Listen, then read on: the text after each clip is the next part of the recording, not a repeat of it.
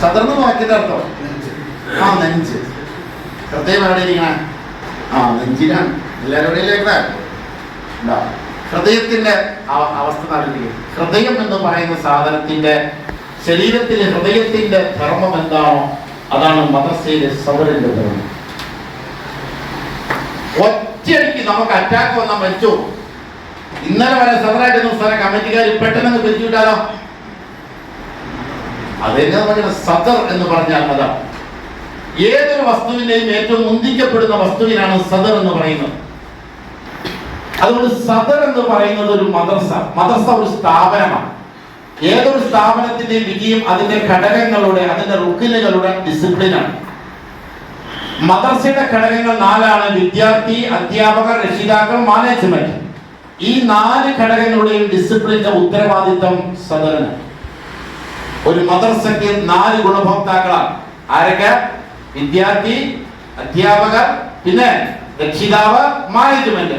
ഈ 4 പേരുടെയും കാര്യങ്ങൾ കൃത്യമായി കൈകാര്യം ചെയ്യേണ്ട ആളാണ് ആര്?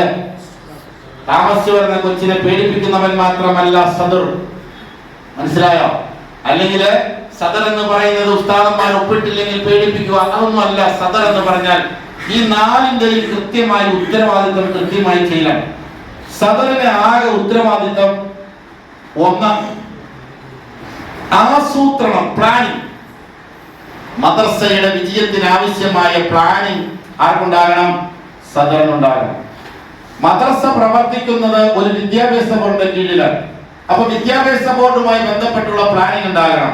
വിദ്യാഭ്യാസ ബോർഡിൽ പണിയെടുക്കുന്ന സംഘടനയാണ് DKLM. ഇപ്പൊ DKLM-മായി ബന്ധമുണ്ടാകണം. DKLM-ന്റെ കീഴ്ഘടകങ്ങളായ ജില്ലാ കമ്മിറ്റി, മേഖല.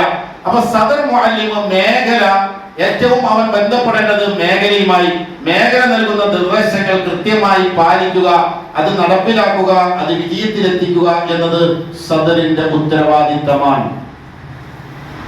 അതുകൊണ്ട് കൃത്യമായ നിലയിൽ പ്ലാനിങ്, അതിനുവേണ്ട ആവശ്യങ്ങൾ, കാര്യങ്ങൾ ഒക്കെ ഉണ്ടാകണം.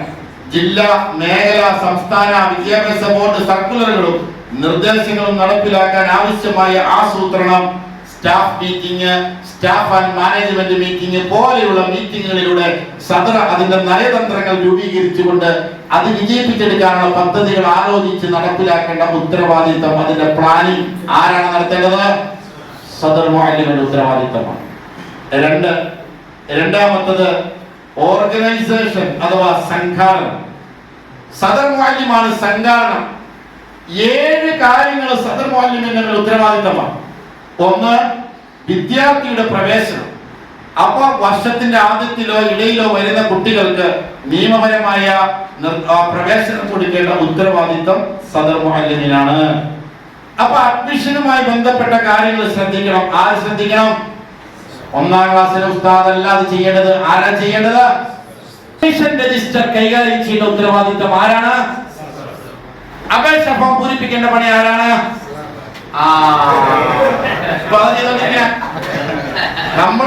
നമ്മുടെ ആവശ്യമില്ലാത്ത പണി നമ്മൾ എടുക്കണം. അപേക്ഷ ഫോം പൂരിപ്പിച്ചിട്ട് അവസാന സത്യപ്രസ്താവനയുണ്ട്, എന്റെ കുട്ടി, അത് നമ്മൾ എഴുതും.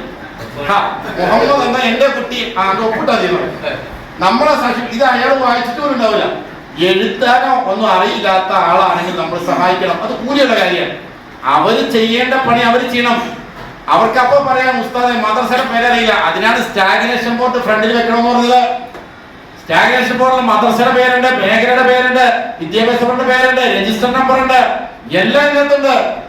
അതാ നമ്മൾ വെച്ചേക്കണേ. അപ്പൊ ഇത് നമ്മളെന്നിട്ട് പണിയെടുക്കും. എന്നിട്ട് ആരിഫ് എന്ന് പറയുന്ന എന്റെ മകൻ, നമ്മൾ പറയാം എന്റെ മോനെ എല്ലാം നിങ്ങൾ പാലിച്ചു കൊള്ളാം, ഒപ്പ് ആയിരുന്നു, അയാൾ ഒപ്പിട്ടിട്ട് പോണു, ഒന്നും അറിഞ്ഞിട്ടില്ല കണ്ടോ. അപ്പൊ അതുകൊണ്ട് അപേക്ഷ ഫോം പൂരിപ്പിക്കേണ്ട ഉത്തരവാദിത്തം രക്ഷകർത്താവ്. തൊട്ട് താഴെ സദർ പൂരിപ്പിക്കേണ്ട സ്ഥലമുണ്ട്, അവിടെ ആര് പൂരിപ്പിക്കണം? സദർ